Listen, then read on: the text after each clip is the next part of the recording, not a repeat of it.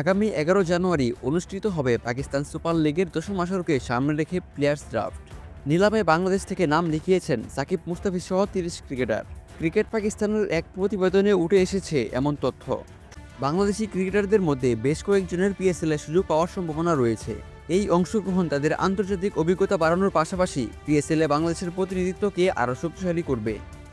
PSL ড্রাফটে নাম দেওয়া বাংলাদেশি ক্রিকেটাররা হলো সাকিব আল হাসান, মুস্তাফিজুর রহমান, মাহমুদুল্লাহ রিয়াদ, তাওহিদ হৃদয়, লিটন দাস, তানজিম হাসান সাকিব, তাসকিন আহমেদ, রিশাদ হোসেন, হাসান মাহমুদ, নাহিদ রানা, নাজমুল হোসেন শান্ত, শেখ মেহেদী, মেহেদী হাসান মিরাজ, রিপন মণ্ডল, আফিফ হোসেন, মুকিদুল ইসলাম মুগ্ধ, নাসুম আহমেদ, নাজমুল হোসেন অপু, সৌম্য সরকার, তাইজুল ইসলাম, সাব্বির রহমান, শরীফুল ইসলাম, মোহাম্মদ সাইফুদ্দিন, জাকির আলী অনিক, রনি তালুকদার, রুয়েল মিয়া, সাইফ হাসান, শামীম পাটোয়ারি, শহীদুল ইসলাম ও তানজিদ হাসান তামিম।